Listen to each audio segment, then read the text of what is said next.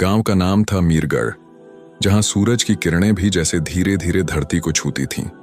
हवा में मिट्टी की सौंधी खुशबू थी, मगर इंसानों के दिलों में कई बार उस मिट्टी से भी सख्त पत्थर बसते थे। मीरघर के एक कोने में कच्ची दीवारों और छप्पर की छांव तले एक छोटा सा घर था।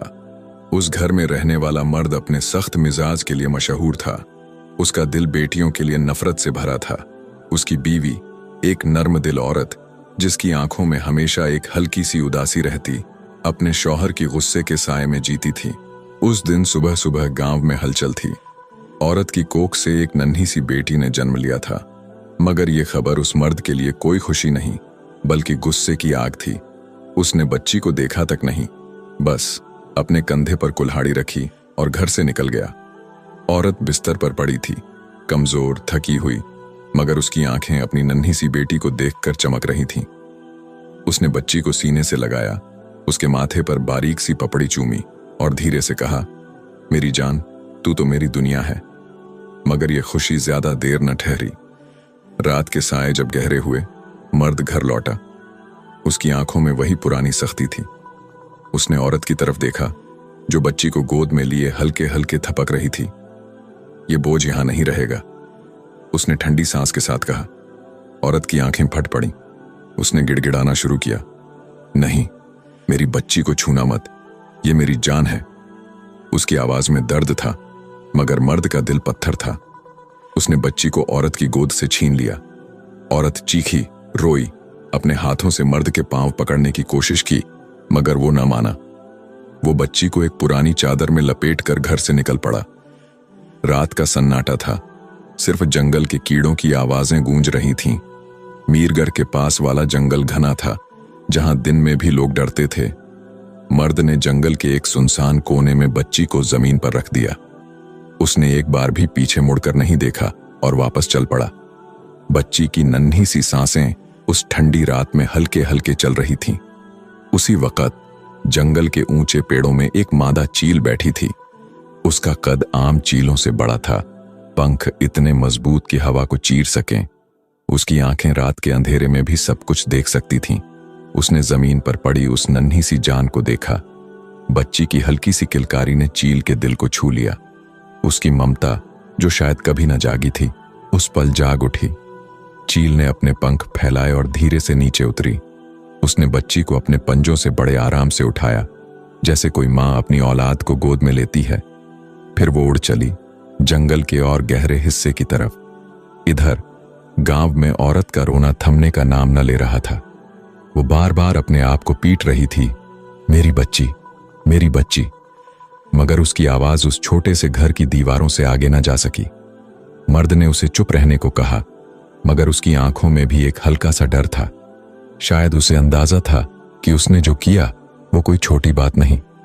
जंगल में चील बच्ची को एक ऊंचे पहाड़ की चोटी पर ले गई, जहां उसका घोंसला था। घोंसला सूखी टहनियों और पत्तों से बना था, मगर उसमें एक अजीब सी गर्मी थी। चील ने बच्ची को वहां रखा और अपने पंखों से उसे ढक लिया, जैसे कोई मां अपने बच्चे को ठंड से बचाती है। बच्ची की सांसें अब सुकून में थीं। उसकी छोटी सी मुट्ठी हल्के हल्के हिल रही थी। चील की आंखें बच्ची पर टिकी थीं, जैसे वो कोई खजाना हो। उधर गांव में सवेरा होने को था। औरत ने हिम्मत जुटाई और अपने कमजोर बदन को घसीटते हुए घर से निकली। वो जंगल की तरफ भागी, जहां उसका शौहर बच्ची को ले गया था। उसकी आंखें सूजी हुई थीं, मगर दिल में एक उम्मीद थी, शायद उसकी बच्ची जिंदा हो। जंगल का रास्ता खतरनाक था, मगर उस औरत के लिए उस पल दुनिया का कोई डर मायने नहीं रखता था। मीरगढ़ का जंगल अपनी गहराइयों में न जाने कितने राज छुपाए बैठा था। सूरज की किरणें पेड़ों की घनी छांव को चीरकर जमीन तक मुश्किल से पहुंचती थीं। उसी जंगल की एक ऊंची चोटी पर सूखी टहनियों और पत्तों से बने घोंसले में वो नन्ही सी बच्ची अब धीरे धीरे बड़ी हो रही थी। चील, जिसका कद आम चीलों से बड़ा था, उसकी मां बन चुकी थी। वो बच्ची को अपने पंखों की गर्मी देने की कोशिश करती, जंगल से छोटे छोटे फल और बीज लाती और उन्हें चबाकर बच्ची को खिलाती। बच्ची की हंसी अब घोंसले में गूंजती थी और चील की आंखों में एक अजीब सी चमक रहती, जैसे वो औलाद को देख रही हो। बच्ची अब करीब 2 बरस की हो चली थी। उसकी आंखें जंगल की हरियाली की तरह चमकती थीं और उसके छोटे छोटे हाथ घोंसले की टहनियों को पकड़कर खेलते। चील ने उसे एक अनोखे ढंग से पाला था। वो उसे अपने पंखों पर बिठाकर जंगल के ऊपर उड़ान भरती ताकि बच्ची को हवा का एहसास मिले। बच्ची हंसती और उसकी आवाज जंगल के सन्नाटे को तोड़ती। मगर यह सब जंगल की गहराइयों में हो रहा था, जहां इंसानों की नजरें नहीं पहुंचती थीं। उधर मीरगर में वक्त जैसे ठहर सा गया था। बच्ची को जंगल में छोड़ने के बाद उसकी मां का दिल टूट चुका था। वो औरत जिसने अपनी बच्ची के लिए कड़ी मेहनत करने की ठानी थी, अब चुपके चुपके जी रही थी। उसका चेहरा उदास रहता, मगर वो अपने शौहर के सामने आंसुओं को छुपाती।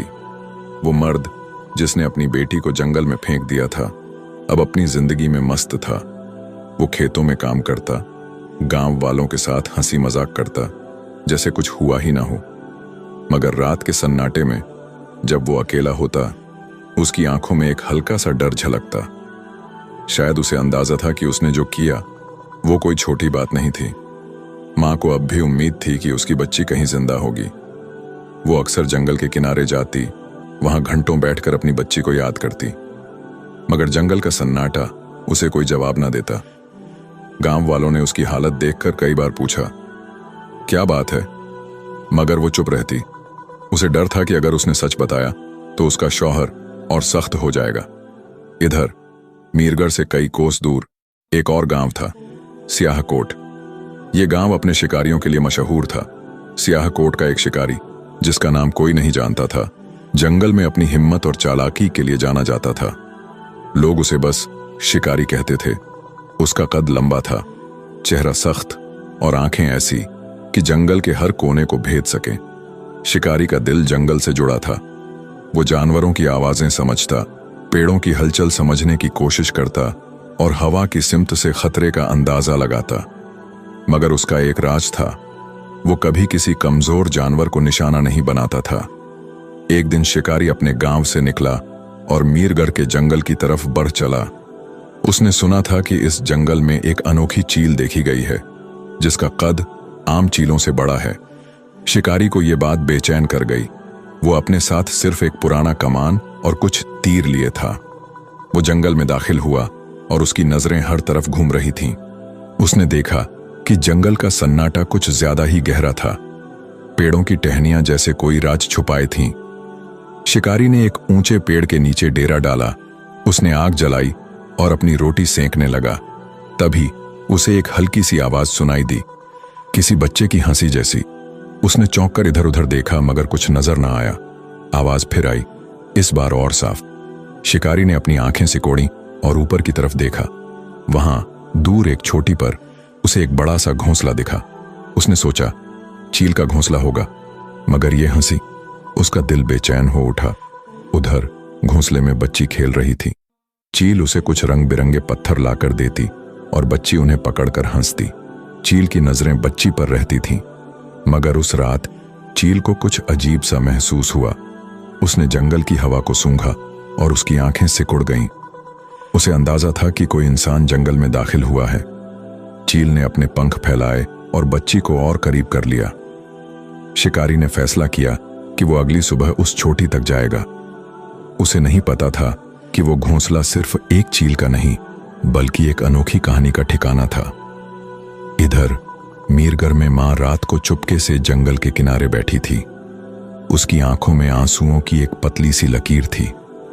उसे नहीं पता था कि उसकी बच्ची न सिर्फ जिंदा है, बल्कि जंगल की एक चील की गोद में है।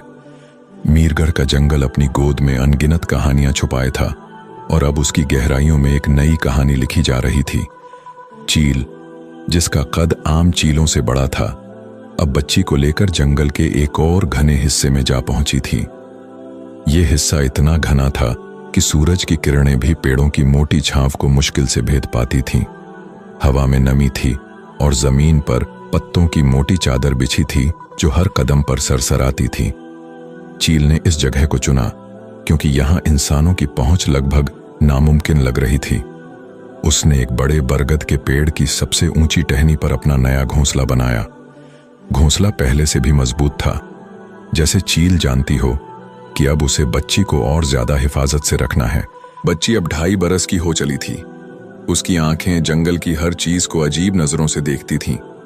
वो घोंसले में बैठकर चील के पंखों को छूती, उसके नाखूनों को अपनी नन्ही उंगलियों से पकड़ती और हल्के हल्के बड़बड़ाती। चील उसकी हर हरकत पर नजर रखती। वो जंगल से फल, बीज और कभी कभी छोटी मछलियां लाती, जिन्हें वो बच्ची के लिए मुलायम करके खिलाती। बच्ची की हंसी अब इस नए घोंसले में बस गई थी और चील का दिल उस हंसी में बसता था। मगर जंगल कभी चैन से नहीं रहता। एक रात जब चांद की रोशनी जंगल की पत्तियों पर टिमटिमा रही थी, एक लोमड़ी उस घोंसले के नीचे पहुंच गई। ये लोमड़ी भूखी थी, उसकी आंखें लाल थीं और उसकी नाक हवा में कुछ सूंघ रही थी। बच्ची उस रात भूख के मारे हल्के हल्के रो रही थी।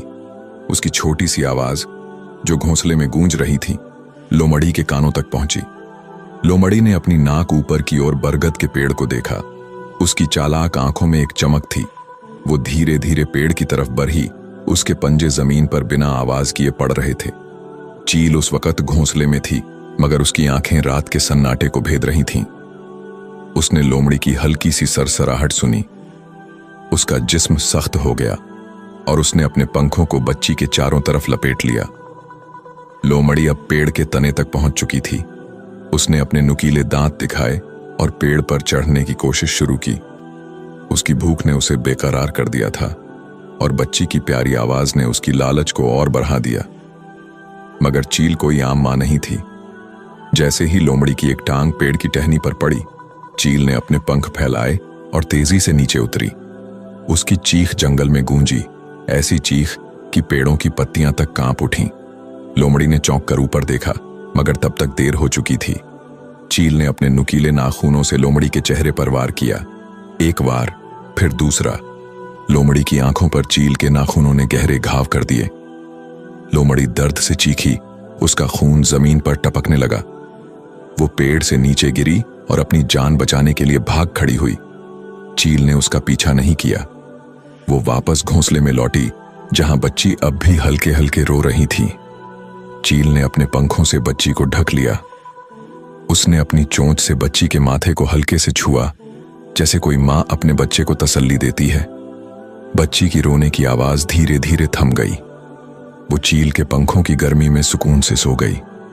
चील की आंखें अब भी जंगल की तरफ थीं, जैसे वो हर खतरे को भांप रही हो। उधर मीरगर में मां और बाप की जिंदगी अपनी रफ्तार से चल रही थी। मां अब भी रातों को जंगल के किनारे जाती, मगर उसकी उम्मीद धीरे धीरे टूट रही थी। वो नहीं जानती थी कि उसकी बच्ची जिंदा है और जंगल की एक चील उसकी मां जैसी बन गई है। बाप अपने रोजमर्रा के कामों में मस्त था, मगर उसकी आंखों में अब भी वही पुराना डर छुपा था। गांव वाले उनकी जिंदगी को आम समझते, मगर उनके घर में एक सन्नाटा था जो बच्ची के जाने के बाद कभी नहीं टूटा। सियाहकोट का शिकारी अब मीरगर के जंगल में और गहरे तरीके से उतर चुका था। उसने उस रात चील की चीख सुनी थी। उसका दिल बेचैन था। वो सोच रहा था कि वो घोंसला, वो चीख और वो बच्चे की हंसी, ये सब क्या रात छुपाए हैं। उसने फैसला किया कि वो उस छोटी तक पहुंचेगा, चाहे कुछ भी हो जाए। मीरगर का जंगल अपनी गहराइयों में एक अनोखी कहानी बुन रहा था। बरगद के पेड़ की ऊंची टहनी पर चील के घोंसले में वो नन्ही सी बच्ची अब 4 बरस की हो चली थी। उसका तन नाजुक था, मगर उसकी आंखों में जंगल की चमक थी। उसके बाल लंबे और घने हो गए थे, जो हवा में लहराते जैसे जंगल की लताएं। बच्ची अब सिर्फ हंसती या रोती नहीं थी। वो चलती, उछलती और घोंसले की टहनियों पर छोटे छोटे कदम रखकर चलती। चील, जिसका कद अब भी जंगल की दूसरी चीलों से बड़ा था, उसकी हर हरकत पर नजर रखती। उसकी ममता बच्ची के लिए एक ढाल थी, जो जंगल के हर खतरे से उसे बचाती। चील ने बच्ची को जंगल की जिंदगी सिखानी शुरू कर दी थी। वो उसे अपने पंखों पर बिठाकर जंगल के ऊपर उड़ान भरती, मगर अब बच्ची सिर्फ हंसती नहीं थी। वो नीचे के पेड़ों, नदियों और जानवरों को देखती, जैसे वो जंगल की हर चीज को समझना चाहती हो। चील उसे छोटे छोटे फल के बारे में सिखाती, कौन से खाने लायक हैं, कौन से जहरीले। बच्ची अपनी नन्ही उंगलियों से फलों को छूती, उनकी खुशबू सूंघती और चील के इशारों को ध्यान से देखती। उसकी जबान अभी पूरी नहीं खुली थी, मगर वो हल्के हल्के कुछ लफ्ज बुनती, जैसे माँ और उड़। चील इन लफ्जों को सुनकर अपनी चोंच से बच्ची के माथे को हल्के से छूती, जैसे तारीफ कर रही हो। घोंसला अब बच्ची के लिए एक छोटा सा घर था। वो टहनियों से छोटे छोटे खिलौने बनाती, पत्तों को जोड़कर गोलियां बनाती और चील के पुराने पंखों को इकट्ठा करके उनके साथ खेलती।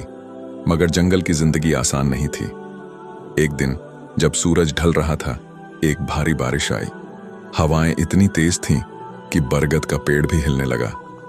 चील ने बच्ची को अपने पंखों में छुपा लिया, मगर बारिश का पानी घोंसले में टपकने लगा। बच्ची डर गई, उसकी छोटी सी सांसें तेज हो गईं। चील ने अपनी चोंच से टहनियों को और कसकर जोड़ा और अपने पंखों को ढाल की तरह फैलाया। बारिश रात भर चली, मगर चील ने बच्ची को एक खरोंच भी नहीं आने दी। सुबह जब सूरज निकला, बच्ची ने चील के पंखों से बाहर झांका और मुस्कुराई। उसकी हंसी ने जंगल के सन्नाटे को फिर से तोड़ दिया। उधर मीरगढ़ में माँ की जिंदगी एक साये की तरह गुजर रही थी। वो अब भी जंगल के किनारे जाती, मगर उसकी आंखों में उम्मीद की चमक धीरे धीरे मद्धम पड़ रही थी। वो अपने शौहर से कुछ नहीं कहती थी, मगर उसका दिल अपनी बच्ची को याद करता। बाप अब पहले से ज्यादा चुप रहने लगा था।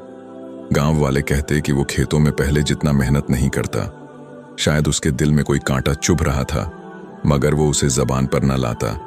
स्याहकोट का शिकारी अब जंगल के उस घने हिस्से के और करीब पहुंच चुका था। उसने चील की चीखें सुनी थीं और एक बार उसे दूर से वो बड़ा सा घोंसला भी दिखा था। मगर जंगल की राहें आसान नहीं थीं। एक दिन वो एक गहरी खाई में फंस गया। उसका पांव फिसला और वो मुश्किल से अपनी जान बचा पाया, मगर शिकारी का हौसला नहीं टूटा। उसने अपने तीर कमान को कसकर पकड़ा और आगे बढ़ा। उसे यकीन था कि वो घोंसला कोई आम घोंसला नहीं है। जंगल में एक नया खतरा भी पनप रहा था।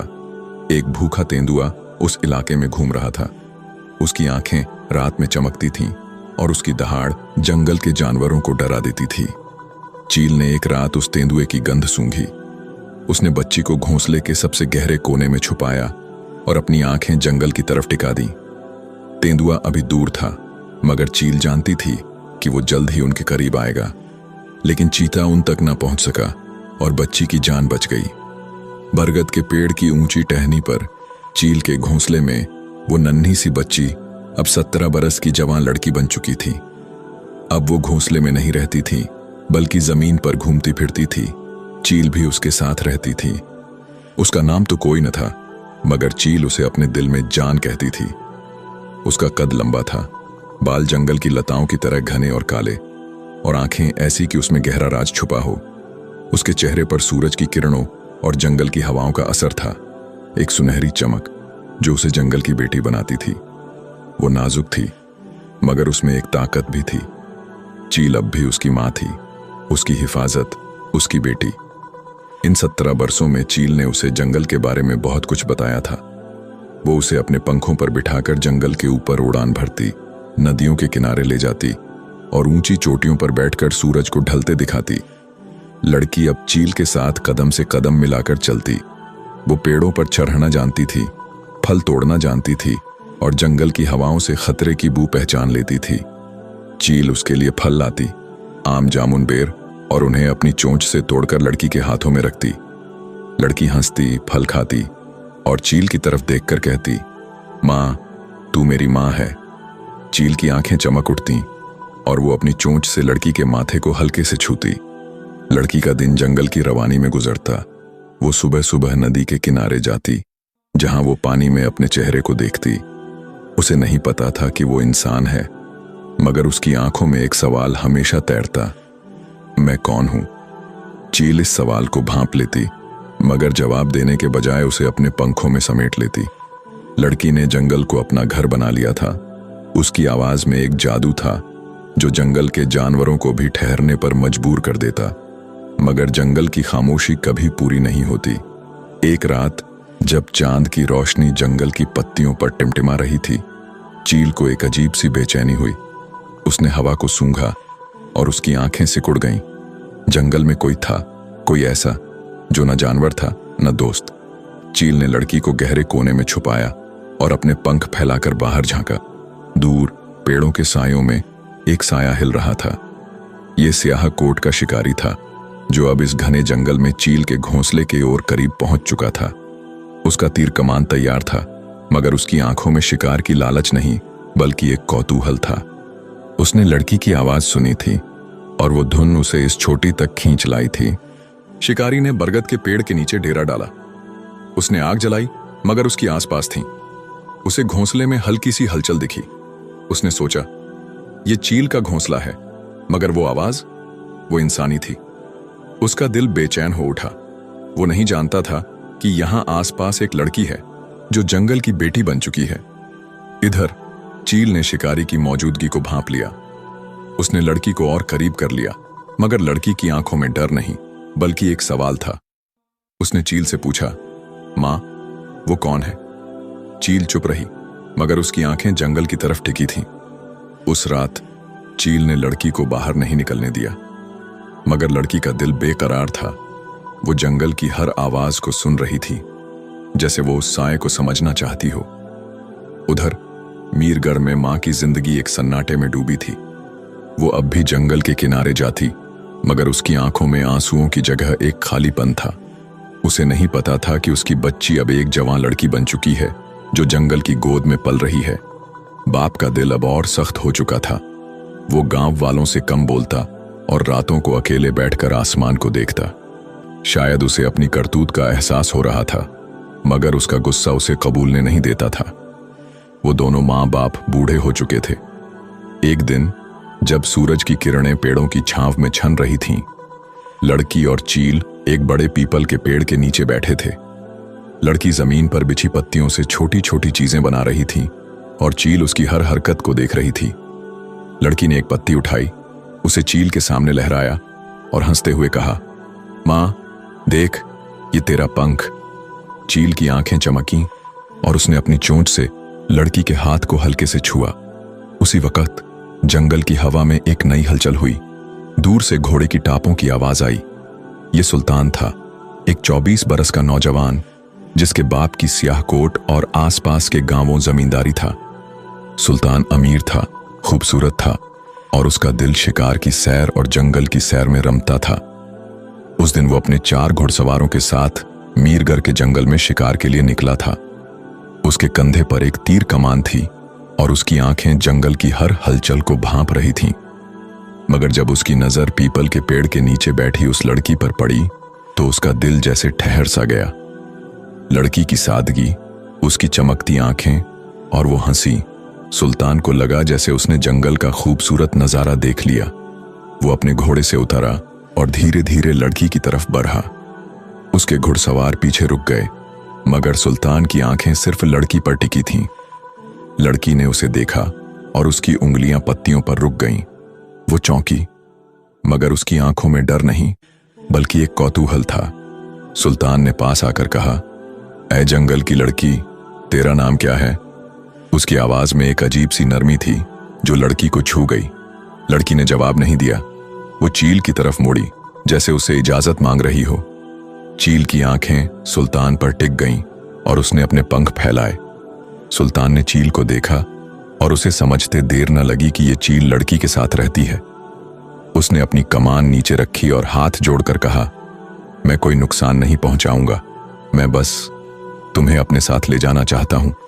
मेरे घर में तुम्हारे लिए हर सुख होगा। लड़की की आंखों में एक चमक थी, मगर वो चील से नजरें नहीं हटा रही थीं। चील ने एक तेज चीख मारी और अपने पंखों को और फैलाया। सुल्तान पीछे हटा, मगर उसका दिल लड़की के चेहरे में खो चुका था। उसने देखा कि चील और लड़की का रिश्ता कोई आम रिश्ता नहीं है। उसने एक फैसला किया। अच्छा, उसने कहा, मैं तुम दोनों को अपने साथ ले चलूंगा। मेरे घर में तुम्हारी मां, उसने चील की तरफ इशारा किया, और तुम दोनों की खिदमत होगी। लड़की ने चील की तरफ देखा और चील की आंखों में एक अजीब सी तसल्ली थी। शायद चील को सुल्तान की नीयत में कोई बुराई नजर न आई। सुल्तान ने अपने घुड़सवारों को इशारा किया। उन्होंने एक मुलायम कपड़े की पालकी तैयार की, जिसमें लड़की और चील को बिठाया गया। चील ने लड़की को अपने पंखों से ढक रखा था और लड़की ने चील का एक पंख पकड़ रखा था। सुल्तान का काफिला सियाहकोट की तरफ चल पड़ा। जंगल पीछे छूट रहा था, मगर लड़की की आंखों में जंगल की यादें थीं। वो सुल्तान की तरफ देखती और उसका दिल बेचैन हो उठता। उसे नहीं पता था कि ये नौजवान कौन है, मगर उसकी बातों में एक सुकून था। सियाहकोट की हवेली सुल्तान के बाप की कीमती और मशहूर हवेली थी। जब काफिला वहां पहुंचा तो हवेली के नौकर चाकर चौंक गए। एक जंगली लड़की और एक बड़ी सी चील को देखकर उनकी आंखें फटी रह गईं। सुल्तान ने सबको हुक्म दिया, इन दोनों की खिदमत में कोई कमी नहीं होनी चाहिए। लड़की को एक खूबसूरत कमरा दिया गया जहां रेशमी पर्दे और मुलायम बिछौने थे। चील के लिए कमरे के पास एक ऊंचा मचान बनाया गया जहां वो आराम से बैठ सके। लड़की ने पहली बार ऐसी जगह देखी, मगर उसका दिल जंगल की याद में बेकरार था। सुल्तान हर दिन लड़की के बारे में मालूमात लेता कि अब वो कैसी है, इंसानों की आदतें सीख रही है या नहीं, वगैरह वगैरह। सुल्तान उसकी हर अदा पर फिदा हो रहा था, मगर चील की नजरें हमेशा सुल्तान पर रहती थीं। वो जानती थी कि ये सब कुछ लड़की के लिए अनजाना है। सियाहकोट की हवेली में लड़की की मौजूदगी की खबर धीरे धीरे फैल रही थी। कुछ लोग कहते ये लड़की कोई आम लड़की नहीं है, कुछ को शक था कि वो जंगल की कोई रानी है, और कुछ की नीयत में फितूर था। सियाहकोट की हवेली अब एक नई कहानी की गवाह बन रही थी। वो जंगल की लड़की जिसे चील ने अपनी जान से ज्यादा प्यार से पालने की कोशिश की थी, अब सुल्तान की हवेली में थी। हवेली के बड़े बड़े कमरों में रेशमी पर्दों की सरसराहट और चांदी के बर्तनों की खनक थी। लड़की को एक ऐसा कमरा दिया गया जहां खिड़कियों से सूरज की किरणें झांकती थीं और फूलों की खुशबू हवा में तैरती थी। चील के लिए हवेली के आंगन में एक ऊंचा ठिकाना बनाया गया था जहां वो अपने बड़े पंख फैलाकर बैठती और हर वक्त अपनी नजरें लड़की पर रखती। हवेली के नौकर चाकर उसकी खिदमत में लगे रहते। लड़की के लिए ये सब बातें नई थीं। वो जंगल की खुली हवाओं और पेड़ों की छांव की आदी थी, मगर सुल्तान की हवेली में उसे एक नया सुकून मिला। हर सुबह नौकर उसके लिए ताज़ा फल, मक्खन से लिपटी रोटियां और शहद की कटोरियां लाते। चील को भी जंगल की तरह ही उसका हिस्सा मिलता, ताज़ा मछलियां और फल जिन्हें वो अपनी चोंच से जांचती और फिर लड़की के साथ बांटती। लड़की हंसती, चील की तरफ देखती और कहती, माँ, ये सब कितना अजीब है। चील की आंखें चमकती, मगर उसकी नजरें हवेली के हर कोने को भांप रही थीं। सुल्तान का दिल लड़की के लिए बेकरार था। वो हर दिन उसके बारे में हकीमों से बातें करता और जानने की कोशिश करता कि अब वो ठीक है या नहीं, इंसानों की तरह बर्ताव करती है या नहीं। एक दिन जब चांद हवेली के आंगन में चांदी बिछा रहा था, सुल्तान ने लड़की के सामने अपने दिल की बात रख दी। तुम मेरी जिंदगी की रोशनी हो, क्या तुम मेरे साथ इस हवेली की मालिका बनोगी? लड़की ने चील की तरफ देखा। चील चुप थी, मगर उसकी आंखों में एक तसल्ली थी। लड़की ने हल्के से सिर हिलाया और सुल्तान का चेहरा खुशी से चमक उठा। कुछ ही महीनों बाद हवेली में शादी की रौनक छा गई। सियाहकोट के बड़े बड़े लोग आए, मिठाइयों की खुशबू हवा में बसी और ढोल नगाड़ों की आवाज गूंजी। सुल्तान ने लड़की का नाम रखा महनाज।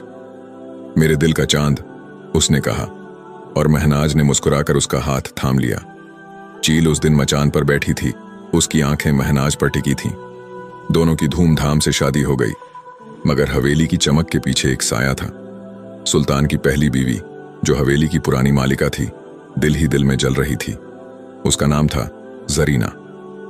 जरीना खूबसूरत थी, उसकी बातें मिठास से भरी थीं, मगर उसका दिल आग से भरा था। वो सुल्तान और महनाज का प्यार देखकर दिल मिला उठती थी। जब सुल्तान महनाज के साथ हंसता या उसके लिए फूल लाता, जरीना के सीने में जलन भड़क उठती, मगर वो ऊपर से प्यार का नाटक करती। वो महनाज के पास जाती, उसके लिए जेवर लाती और कहती, बहन, तुम तो इस हवेली की रौनक हो। महनाज, जो जंगल की सादगी में पली थी, उसकी बातों में बह जाती, मगर चील की आंखें जरीना को भांप रही थीं। वो हर वक्त महनाज के पास रहती, कभी उसके कमरे की खिड़की पर, कभी आंगन के मचान पर। जरीना की जलन दिन ब दिन बढ़ रही थी। वो रातों को अकेले बैठकर सुल्तान की बेरुखी पर आंसू बहाती, मगर उसका गुस्सा महनाज पर उतरता। उसने मन ही मन कुछ ठान लिया था, ये जंगल की लड़की मेरी जगह नहीं ले सकती।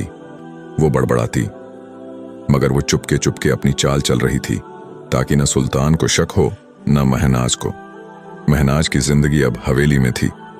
वो सुल्तान के साथ बगीचे में घूमती, उसकी बातें सुनती। चील भी उसके साथ थी। कभी वो महनाज के पास बैठती, कभी उसके कमरे की छत पर। सुल्तान चील की इस ममता को देखकर हैरान था। महनाज, वो कहता, तेरी ये माँ तो तुझसे बहुत प्यार करती है। महनाज हंसती और चील के पंखों को सहलाती। मगर हवेली की दीवारों के पीछे साए गहरा रहे थे।